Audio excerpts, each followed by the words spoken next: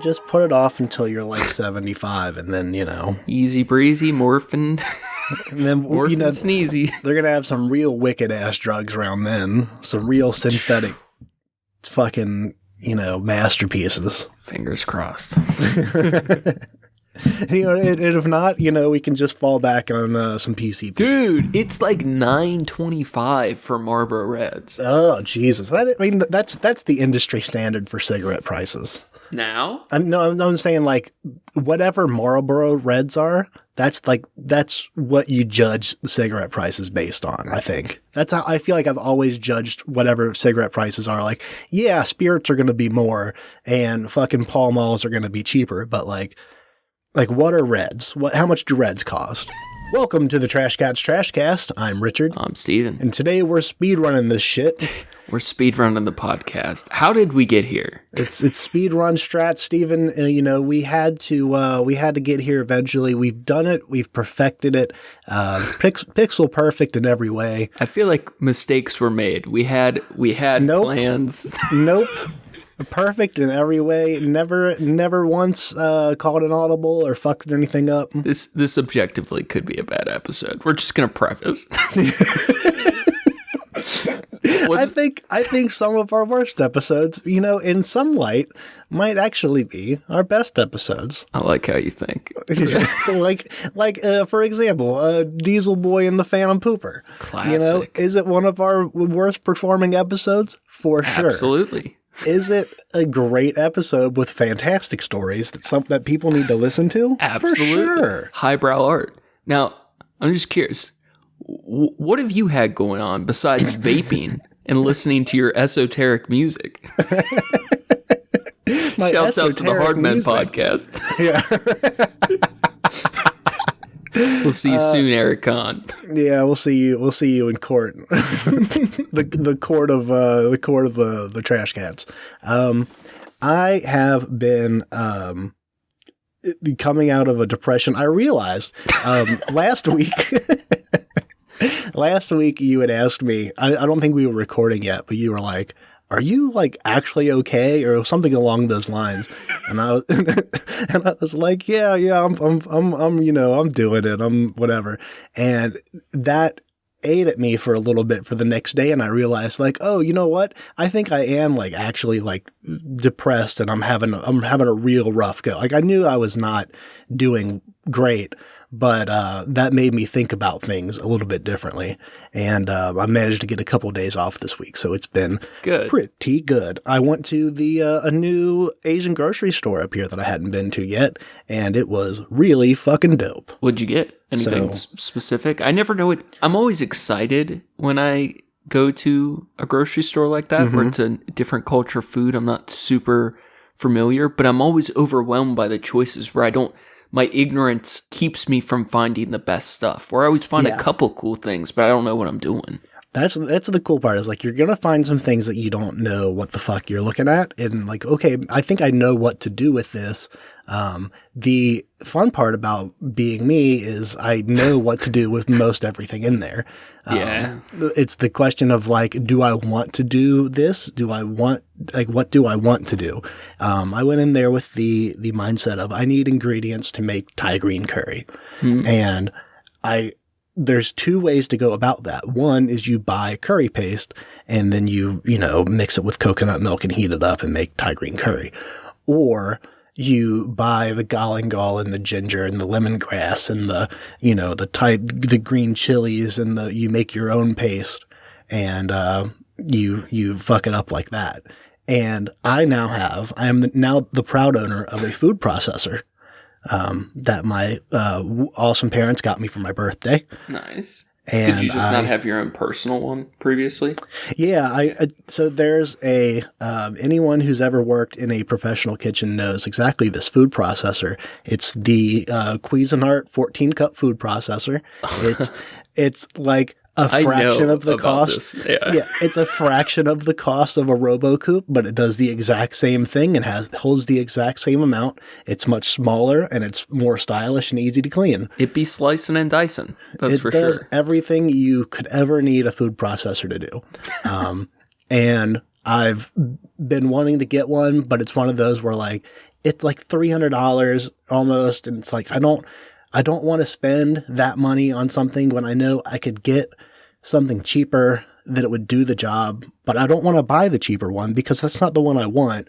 So I just waffled on it for 6 years, and then my parents finally got me the one I wanted, which is super cool. Hell yeah! It's like in Wayne's World where he's looking through the front window at the guitar, like someday, maybe. Yeah.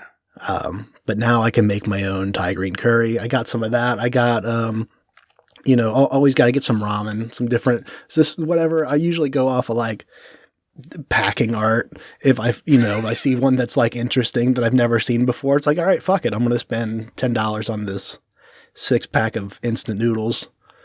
And sometimes they're great, and then sometimes they're. I'm always a sucker for the spiky fruits. Oh yeah. Let's get you some. What are they? The rambutans? I don't know. They've never once tasted good, but I keep buying them. Get you some big old jackfruits. Yeah, that was the one. I think jackfruit tastes like juicy fruit. I only had it like.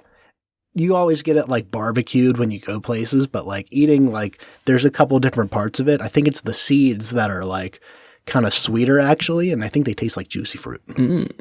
Sounds delicious. Yeah. So what do we got on the agenda for today? Well, first, how was your week? Oh shit, it's been okay. Part of the reason we're going short today is I started my arm tattoo. Blacked out in one sitting from my wrist to my elbow. And this dude's crazy. I love this ink he uses. It's called Midnight Black. And in the old days, you'd make your ink and then you would like double boil, reduce it to get stronger black inks. And this is just like an extra high pigmented black. And he's crazy fast. He went from my wrist to my elbow in 3 hours, all the way around, pure black, and my arm is so swollen. It's been traumatic, bro. That shit was so intense. We're halfway there. I simultaneously got something going on my leg right now too, so I'm just all fucked up right now. I've been trying to code, and my arm is like. Right now, like, we ended at the elbow, but I'm bruised up to my shoulder. There's, like, blood hemorrhaging. Like, when you get the dots, I think they're papules, but they're little blood dots. It's all purple and shit. My hand looked like a monkey. I'm just trying to take it easy. But I was editing this Hardmen podcast all week, which I think we did excellent on our war episode. I think we kicked off this battle. Excellent, very fun. And it's just been hard to use a computer or do anything with this arm. So gotta finish uploading it all tonight. So, but aside from that, just okay week, just okay. That's fair. Some weird mind games afoot, but navigating okay. Trying to figure out some art stuff. I'm just mad frustrated with, but overall. It's been fair week. That's good. Shouts out to Josh Pfeiffer at Skincraft, by the way. Fuck yeah. So I got a couple things we could speed run. Do you got anything you want to talk about? No. Explore? Any exploration? All I've got on the mind is the excitement of making some Thai green curry. That does. I would love to eat that. That sounds awesome. I have enough stuff to make a big old batch, and I planned on jarring some, so I might be able to bring you a little bit. All right, first on the agenda, we need to formally apologize to Sam Harris because we're gonna have to revisit Torture next week, hopefully. And since we're such great personal friends with him, I thought we should apologize personally. So we're sorry, Sam Harris. We'll talk to you next week. Yeah, sorry, Sam. Sorry, Samuel. As I call Samuel. him. Yeah. Second, do you want to argue? Because I'll preface. After we recorded Hardmen, it's on me just as much. I wish we didn't stop recording because the conversation we had after recording, I think, was excellent. You're right, it was. It usually doesn't last as long as it did. Yeah, we normally just like talk for a minute, hop off, but we got into a conversation. It was good. Yeah.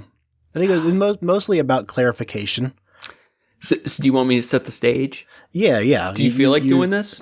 Yeah, let's go for it. Okay, so we finished recording and the conversation was mid-episode. I was kind of saying, and I'll also preface, re-listening back to it, I feel like I did pretty good. I was a little worried after our post-recording conversation, but I feel like it worked. Okay. But I was justifying why alpha or biblical masculinity, red pill, why these guys have these concerns about men not being taken seriously enough or not doing well, or why like they're making less. And I felt you were a little dismissive of it. And I was trying to say, I don't feel like how these guys respond to those things is acceptable, okay, appropriate. It is absolutely condemnable. But I think some of the concerns, not that it has to be like a big deal, but I think some of the concerns are legitimate. And by understanding where people come from, you have a better chance of both arguing against them, changing minds, or just empathizing, whatever. And I think what I came to after we had, discussion about it was that I was dismissive because I was misunderstanding the position that you were coming from. Yeah, that could have been on my end of communication too. I think it either was just I misheard you, or I zeroed in on a thing and then, didn't hear or didn't focus on the rest of it. Which that happens to some of us, but we talked about it. Frankly, though, I think when even hearing myself say those things in the episode, I think a lot of people that are similar to us, the instinct is, I think, to kind of pounce on it, because most people that say those points, it all starts with those points, but can go in a million different directions. Yeah, but typically it only goes in one direction. Yeah, when you hear those points, the experience is, right, I know where this is going. Right. And sometimes it doesn't. But I do think that's kind of the exception. I even caught myself, and I had to, in the edit, restrain myself quite a bit. I took out a couple things that was probably smart for me to have taken out. But, I mean, my inclination is to feel violent. And I don't always want to put that in podcasts, especially when we're talking about other people. So anything that's kept is mostly in jest. But there were a couple times where I hear him saying one thing, and I know once or twice, like, I edited myself to make sure I didn't say it, but there were like 2 instances where I said he is saying these people are not equal to white men, right? Because typically people like him, that's incorporated in what they believe. Like, he doesn't like gay people or women, so you think there's also racism thrown in. And there very well might be, but off that episode, he didn't demonstrate anything like that. So there were a couple times where it's like, I think so. It's a safe assumption to make, but if you're it's not a safe assumption. Well, I mean, it's a safe assumption to make based on the other indicators that you see in a pattern that we see in society. But generally, practically, it doesn't make it's not. But he didn't say anything like that, and I would feel shitty to put that on someone if they haven't demonstrated it. Where it's like, there's plenty of other things he said that are shitty. So it's a strong accusation. You need strong evidence. Yeah, but I think kind of to maybe some of our miscommunication thing is that same instinct where it's like we're used to hearing people use the same justifications over and over, so sometimes, I don't know, things can get lost unless you're like really dialed into the exact word someone says. And that was just my example of me making that same mistake too. Mm-hmm. It's tricky because a lot of people are just really fucking shitty. But here was my post podcast, post discussion, post thinking about it rebuttal. Okay. Why would we not care about men making 25% less if we care about women making 25% less? The whole concern of women not being paid fairly, wage gap, that kind of shit. How can we say we care about that, but if it flips to be dismissive of it, I feel like is equally as shitty. So I'm just gathering my thoughts on that. Sure, no, that's fair. I think the concern, because I'm trying to think of what I was saying last week too. You didn't say anything shitty or anything. I think the concern on that is not that. I think what we kind of even boiled down to in the last episode was like, obviously it's best if everyone's making more money. Like, absolutely, of course. That's the bottom line. The thing that I think that kind of bothered me about that kind of data, one was like how big of a samples. Like I don't know where they, who they're pulling and stuff like it is. It's completely irrelevant because we're talking about how we feel about it. Even if the stat's completely wrong, because the numbers I was saying I know are not exact, and they're like the next 5-year predictions. Like the trend has already happened. Well, but I don't know if it's actually 20%. It doesn't matter. I'm not willing to get emotionally attached to or get emotionally invested into stats that come from a bad source. But we don't have to be emotionally attached. It's just saying what's right or wrong. That's fair. Right? So if we assume that these are, stats taken across, like these are full, like, that's the thing is I still have to assume that it's. But you don't have to assume anything. Let's just say, for instance, it doesn't even have to be real. Let's just say, for instance. Yeah, that's what I'm saying. It's like let's just say hypothetically that it's across the board, and then that is, of course it's concerning. But I think most people had the instinct that I feel like maybe you had for a second, where like. It doesn't matter, that it should be dismissed because historically men have been the shittier of the two, and because of that it's a kind of a laughing matter for men to make less money, even though that hurts everyone. I want to say that's not the where I went with it. If anything, I saw it more of a equalization, like it's equalizing out, like it's balancing out. Is I guess of where I put that, if it's that coupled with I don't know, graduation is not equaled out. I need stats to like. But it doesn't matter. It does matter. No, because I feel like when you say that, you're looking for the stat to dismantle the argument. To me, it doesn't even matter if these numbers are true. I'm saying if it is true, that should mean we are empathetic to both sides, opposed to just finding a reason to not be empathetic to men also. So I don't see it as being not empathetic to men. To think it doesn't matter that they make less and aren't graduating from college? Because when that's happening to women, I feel like we should be empathetic. Well, I'll be the first one to tell you. I mean, college is great if you really, really want to. But it's tied to outcomes. It's not just the... Yeah. And Eric does the same thing with causation and correlation causation thing where...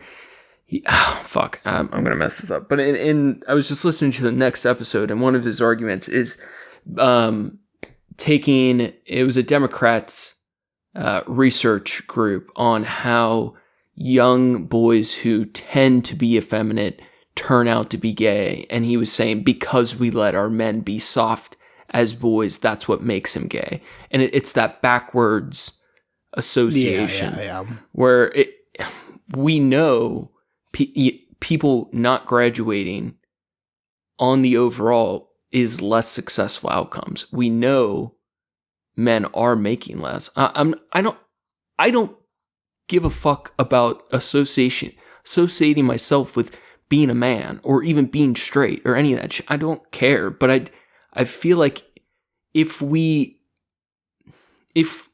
care about women succeeding, how can we? I feel like we have to feel that way for all people, including men too, where if they are failing, which from my understanding, even if we don't know the exact stats or we don't have them, I'm saying even if it's just hypothetically, if young men are failing today, that should matter. You're right. But I feel like no one, it's like, I'm not even you specific, but I feel like in general, that's like a joke. Like white men dying in trailer parks is like a funny joke kind of thing. Where it's like, it's shitty because those are the people that like fuck up women and like can't take care of families, and it like that sucks. Where like, my point was people like Eric Kahn and red pill dudes and other like masculine, like gay people are weak, effeminate men are weak. The guys that go there, it's often because there's some truth to those things. Not those things, but that the men can often be struggling and feel overseen. Like we all think it's a problem when there's incels shooting up parades, but it's not a problem when they're not graduating or whatever. Yeah. I just think it's a two-sided coin. Yeah, no, that's a very valid point.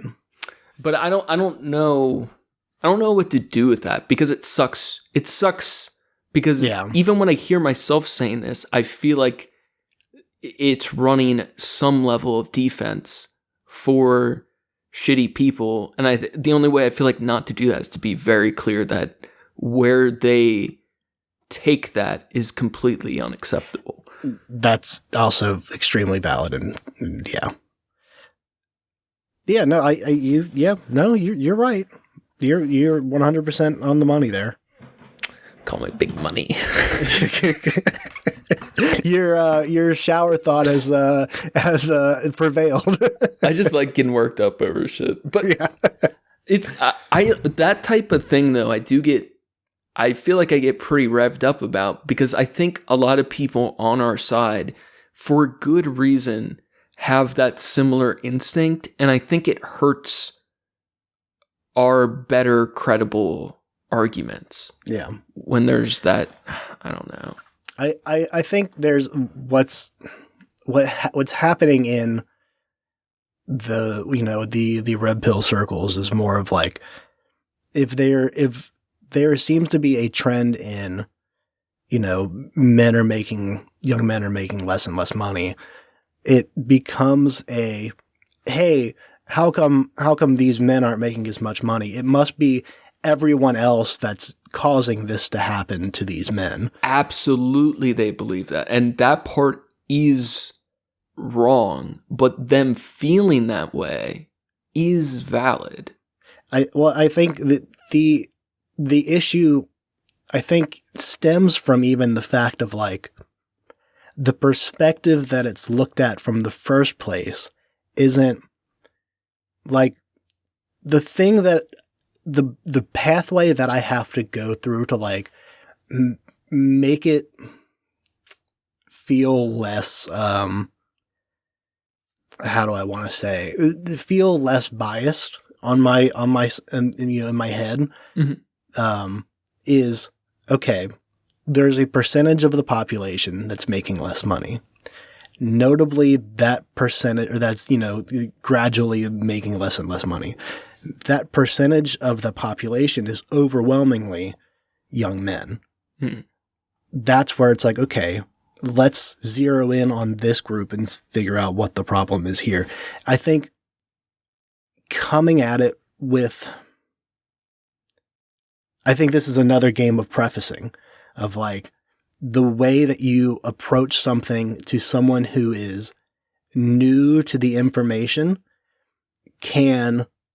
the language you use can paint You're not wrong. You're not wrong. The thing that we were just talking about, where like the way that you bring this information into the conversation puts everyone on like oh, hold on, are they about to say some real fucked up shit?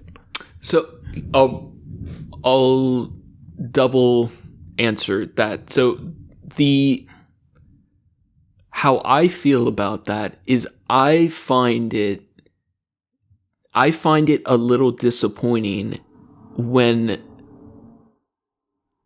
other people don't see that as immediately clearly as I do. Mm-hmm. And that's a little bit of a me thing, because I feel like if other people aren't willing to also immediately see it, it feels a bit hypocritical.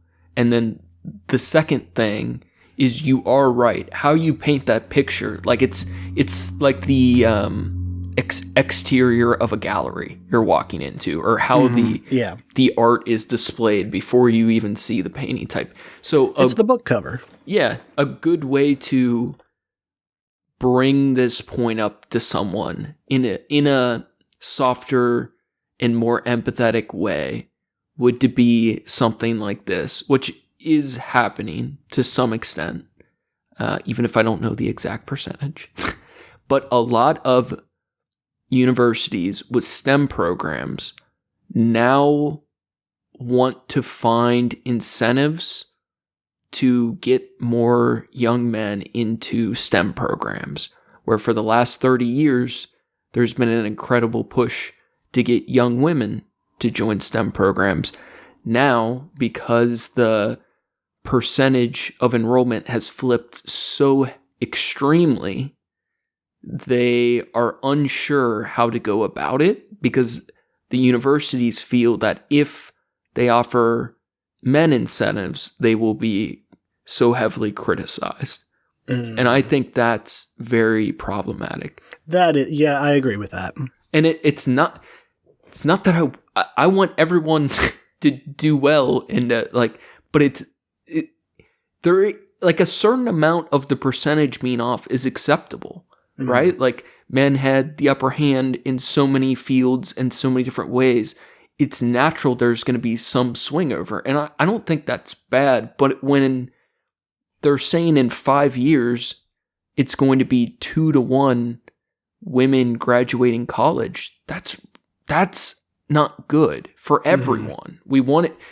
It's okay for there to be shifts, but when it gets that far off, that's a lot of young, angry men not getting educated, not being able to afford to take care of their families or their wives, their girlfriends, to build things. It's just that's where it's worrisome when institutions are hesitant to make positive corrections because they're afraid of social pushback. And the pushback's going to be from mostly good-intentioned people that instinctually are approaching it wrong. And maybe you're right, it all comes down to painting the right picture to bring people in softly. But yeah. Can I swing the conversation just a little bit? This Absolutely. is still somewhat on topic of what we're talking about, but it's we're on to level 2. I mean, incentives is one thing, but I know I think it's bonkers. I know it's necessary, but I think it's bonkers that there is a very obvious set of like advertising that is specifically done like per gender. The chat. And, what was that? The AI sex bot? No, not that, but I mean everything, like all kinds of products. Like, I mean, absolutely that's a big one. It's huge right now. It's massive. But like I was thinking about this a little while ago, years ago, when have you ever seen in the grocery store dude wipes? Yeah. It's just baby wipes, dog. It's just baby wipes. Well, it's this. I mean, women have had that same complaint forever when they have to pay 25% more for a razor blade that's pink. That dude, type of shit. Yeah. You know what? Any women listening to this, and I know there's a couple of them. Don't buy your shower loofah thing in the women's aisle. You go to like the men's body wash stuff, and they have them over there too, and they're like a third of the price. Yeah, that's goofy shit like shitty. that. Yeah, it's real goofy. That's real fucked up. But then like the weird shit that they do with like was the one I saw earlier today was do you know about Lumi? It's like it's like or Loom, I don't know how to fucking pronounce it. But it's like a deodorant that you use, and they market it as like you can use this anywhere on your body. It's completely safe and it doesn't have aluminum in it and whatever.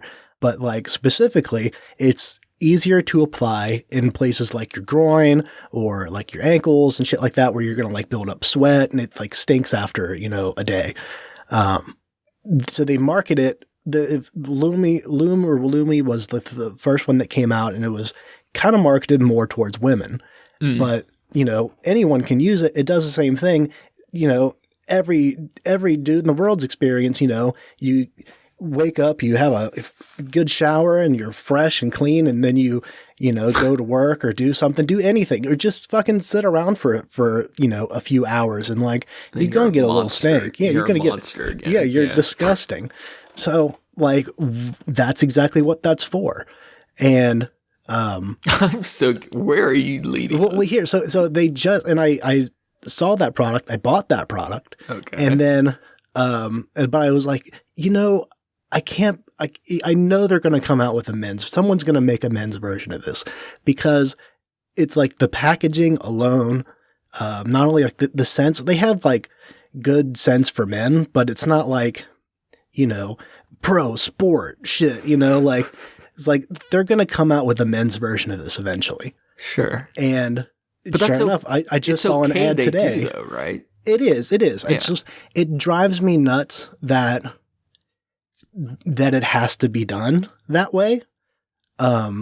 It has to be dude wipes, and not just like, hey, get some fucking, we're going to charge you $4 more for the black packaging and it says dude on it. That's capitalism. Cool. Though. It right? super is. It's the market. They were able to fill a void in what people wanted and exploit it. I mean, I guess stupid, the part that I think is stupid is not that it's being done. The part that's stupid to me is that it works. Yeah. That's the part that's wild to me. Is like, what the fuck is, like, it's the same fucking thing. And it's the power of art, baby. Graphic design, logos, branding, influence. Have a fucking commercial with a buff and beefy dude telling you to, rub this on your butthole and you're good to go. The origins of that go back to old Joe Rogan days. That was something that someone floated it to him, and I think he was an early investor, and they like hawked him on the show for a while. Oh, really? Yeah. I don't think it's like a Joe Rogan product, but it has origins. Are you talking about the dude wipes? Yeah. Yeah. Yeah. Yeah, it's one of, I don't know, like it's the shit like that I think it's dumb. Yeah, it's like it's so sad that it works, and there are definitely, dudes that are like, well, I would never use that. And then they, they come out with a matte black version of it, and you're like, oh, that one's for me. It's tactical soap, bro. Yeah, it's tactical soap is right. It's tactical deodorant. It's with scents such as so fucking pro deodorant. Sport, extreme rain, and like, oh man.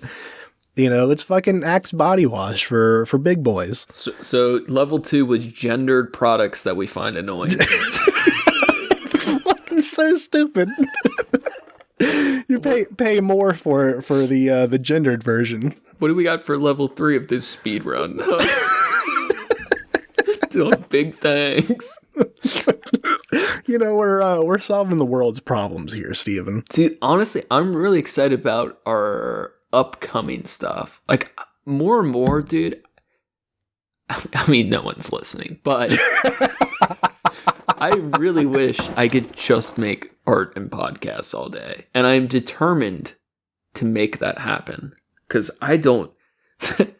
I gotta tell you, Steven, one of them's gotta be making more money than it is right now. Oh, I know. Jesus Christ. All right. I'll take a little bendy Rooney. So I asked you how you're doing the other week or whatever. I'm glad that did something. I'm not. Yeah, with mental health stuff, at least for me, I know that like pinpointing the problem doesn't make it like go away. Sure. But at least when you understand it and like you understand like what you're working with, then it's easier to kind of treat it and figure it out. So like by the end of next week, I was still going through it. But by the end of last week, I was still going through it, but it was like, I don't know, better. Well, one, because I knew I had a couple of days off to look forward to, and like I could kind of understand why I was being the way I was.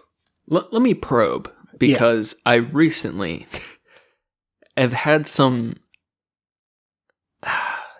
When I say this, it's not going to be the way I intend it to be, but I've recently had some concerning thoughts about myself of where my path is. So I'm curious. Let me probe.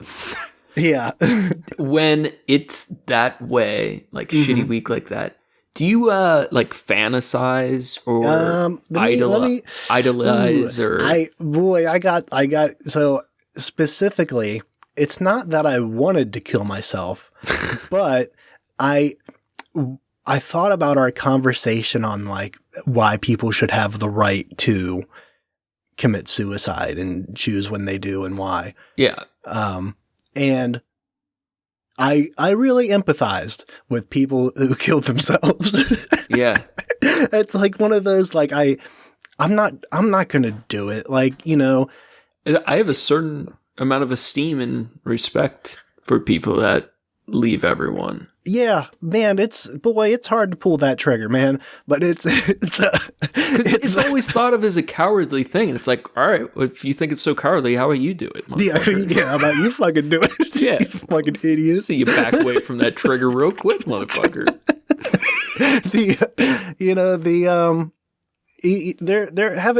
There's only a couple times when it was like a serious consideration in my head, but every time it's like quickly replaced by like, this is too much of a, like, what I'm leaving behind. That's not what I want to leave behind. It's not. Yeah, it's terrible. Yeah, it's not what I want. Not what I want for everyone else around me. So like, it's never gotten to a point where it was like really, really close. No, nothing like that. But boy, yeah, there was definitely a few quiet car rides where I was thinking to myself, man. Would it be fair to put that under the category closer to a profound sadness than depression? I don't know if the distinction matters at all. I don't know what I'm getting at. I don't I'm just know. probing. So, I mean, that being said, that actually might be, you might be right on that, because typically when my usual experience with depression is less sadness, more just full on apathy. And thunder in the background. If I had, as we were talking about before, if I had more apathy, I wouldn't be as anxious. Yes. I rethought some of my, to preface, that conversation was how I was feeling, not exactly what I think, but I have rethought that conversation a bit too, if you wanted to. Well, I mean, I would like to talk. I mean, I always like talking mental health stuff, but in particular, what I was experiencing last week was more of a sadness of like, is a disappointment kind of thing. Grief? Like Yeah, a grief, if you will. There was definitely a part of it where I was like, in my head, there's actually something that you had said. Anxiety it wasn't hopelessness. It was, Worry about the future. no, it was something. So it was something else. It was, When I said it was the pussy version of, yeah, the posting version of, was that what you're referring to? That comment? Yeah. I forget exactly what it was. It started with a D. Despair. Despair. That's what it was. And I realized, like, wow, that kind of is what this is, because there is a moment. Yeah, there is a moment of the things that were going through my head of like, I'm never gonna get a fucking break, and it's like, that's absolutely not true. It's like, but that's like the lead up to despair. Yeah. It's the imagination of all the ways despair can take over, but it's not there quite yet. Yeah. There was definitely a part of my brain that was like, I just need to, what's wrong is I'm expecting that I'm going to be able to take a break soon, and that's obviously not going to happen, so just give up on that dream, and you're going to work yourself to death, and you're going to, and it just, it started to spiral a little bit, and it was like, oh no, that's exactly what Steven was talking about. Yeah, it sounds, I think, way different than how I mean it, but I do think there is some validness in separating situational and social anxiety, because those are different, different beasts, or different, same beast, different heads, or whatever. Yeah. The social anxiety is what I'm more used to. Mm-hmm. I have. You were talking at that time. We were talking about more generalized anxiety, situational stress, shit. Yes. Yeah, and that's something I feel is more changeable. I also feel like social anxiety is adaptive, though. It can change. Like, people that are cursed with it, I really think feel so stuck, but it can change. It really can. We have talked before about my 100-point scale for stress, and the way I've been really focused on it a lot more this summer, because I realize it's a good way of trying to track where I am and like how to not get burnt out. And obviously I still got burnt out, but I feel like it's a work in progress. The higher that stress goes, the more my empathy rises. And that is, that's more things that I'm stressed about, because I'm invested in my work. This is something that I love to do. You got to cut some of that out, though. Yeah, so for like your health. Yeah, and obviously that's it's finding the point of how and what things, and how to do it differently next year. Let me switch tracks, because we got 10 minutes, but I'll tie it in. So where I struggle with that is, I think probably me and you should meet somewhere in the middle on this, because I'm kind of on the opposite end of the coin, where it's so hard for me to care about any of it. Mm-hmm. And there's a healthier balance level of when to disassociate with real world problems and not to. And that is super hard, but I truly think, like, just stepping away from work for 10 minutes to like reflect on what life is and what we're doing with our day. I mean, I feel like I need this all the time too. It's just so meaningless and pointless. And part of the concerns I've had about myself lately, because in the past I really was very often, pretty much constantly suicidal, and very often homicidal. And I've like gotten through that pretty well. And on the other side of it, I don't care about anything. When really pressed, to a point where it does make me kind of feel sad to not have anything outside of myself or occasional people, or like people I love or whatever, to put belief in. It sucks. that sucks. I don't want it to be that way. In a recent conversation with someone, that they kind of were pointing that out, and I'm in full fucking agreement. But there, it is what it is. That's fucking life. So whenever there's like the trying to figure out the point of when to divorce from responsibilities, work, or like anxiety, caring, depression, like it just doesn't matter, right? Like to me, having this conversation probably matters more than 99% of what I've done this week. And a week from now, I still may feel fondly and cherish this conversation, but a week from now, we both will have completely moved on. Yeah. Where each day is that way, each year is that way. The people we love after enough time are that way.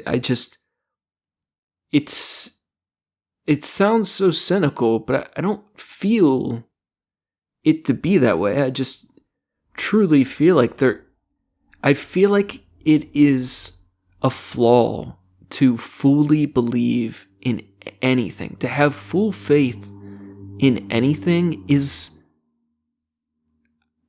I feel like,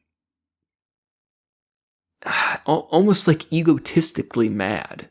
Mm-hmm. And it sucks to be on the other side of that in a way where there's not things to believe in anymore. Yeah. I find that a bit concerning, but I wish other people had a little bit more of that. I think, I mean, I think to your point, like, we can talk about it and like you feel a little bit better after having these kind of deeper conversations and really kind of diving into, what you've been feeling and thinking and how it's been affecting you. And because if anything, like it does help you to break it down to, on your own, but it is like, it does fade and like the problems, whether they pass or they just kind of ease up a little bit or they just, they're eased for the moment and then after a week or so they're back or you get life changes. Things change and you have new stressors. And I think if you consider it in a way that, at least on that front, keeping in touch with your mental health like you do with like when you're thirsty or you're hungry and like you need to tap in and check on that every now and then. And like, whether it's, just having a conversation in the shower with yourself or fucking whatever, I think that's a good place to, maybe try to start. I love that sentiment to check in. Like it's an actual thing you need, like food and water. It's a meter in a video game. My final contention though, because we do have to go, is I think as much as I'm a person who I feel like checks in a lot, did a lot of mental health stuff in my life and think about it probably more than I should, I also think there's an element of it that doesn't truly matter, and except when it's bad, and that to unengage with it is also something that's kind of needed. Like in those really rough days, I think to that's disassociate fair. Is also a way to cope or get through. Can I ask you this? Do you think that it's healthy to engage because of how conscious you are of your mental health already? Do you think that it's helpful? The people that don't engage at all need to engage with their mind and the health of their emotions a lot more. And the people that are typically, it's often with people with anxiety that are always tuned in. Mm-hmm, yeah. Need to find ways to quiet it too. Like there's only so much benefit of constantly analyzing how you feel. And I think that's something I have a problem with a lot because I'm always doing art, or now it's been writing, it's been art, now it's recording. Like I'm often checked in to how I'm feeling. And I think an over-analysis also leads to an emotional fatigue of some sort. And yeah, for sure. There's a balance between caring a lot about how you're feeling and not caring at all. To care about your job and also to know that's not doing as much for me as it's taking. I need to care less. Like there's such a fine line with it all. But I think more people than not need to not care about existence in general. Yeah. A little bit more.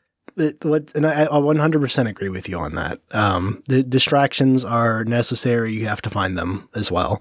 The feeling I had when I was thinking about that of like I need to care less was like, I can't afford to care less because like we just have a few more weeks of this. I just need to get through these couple of weeks and I'll be fine. And that's okay though. Yeah, it's different because I had like there's an end goal. Yeah. And I knew we could get through it, kind of Absolutely. thing. You always do. You always have. Yeah. There's.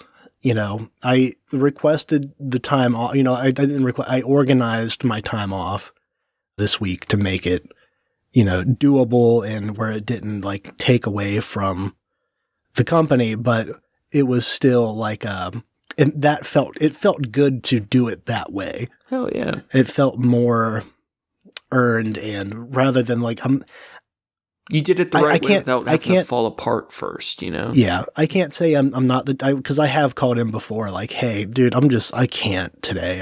I really am not in a good place to be doing this. I need, burnout, whatever. Even Nike couldn't get me to do it today. Yeah. I put on my Nike shirt. I looked in the mirror and I said, nope. I just can't. But I just can't even. Yeah. So yeah, there's a time and place, and it's finding I don't know, fucking divorce from reality because nothing matters. Yeah, get you some of that depersonalization, derealization bullshit. That's some float in a bubble and watch life go by. And be nice to the trailer park people. They deserve an education too. Yeah. For just $1 a day. Oh my god. You can send Oh, that'd be the funniest fucking commercial.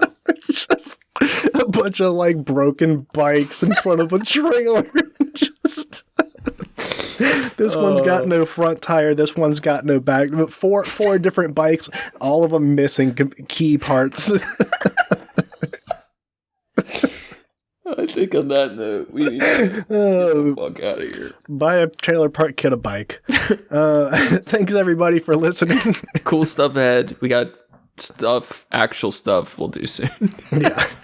Thank you to Approaching Human for the use of his music. You can find his work on SoundCloud at Approaching-Human. Thanks, John. When's that new album dropping? He's getting closer. Where I think this weekend we're getting together. I'm going to try to ink the album cover, but he said he's getting closer. Okay. We'll see. Make sure to check out the show page at Trash Cats Trashcast on Instagram for news and art from the show. Check out Facebook for the memes. Yeah, we're super dead on socials because neither of us give a fuck. But yeah. That's how you can contact us. Normally, I take a week to respond, but I always do. So if you ever want to talk to us or yell at us, I may or may not listen. And if you're super bored, you can check out my trash art, which has also been slow as fuck, on Instagram at Skyzix, SKYZCX. And Sam Harris torture shit, a couple other things cooking. But we'll do them soon. We'll talk to you guys then. Yeah, that's going to be all for us today. Stay classy, eat trashy. Go fast, eat trash.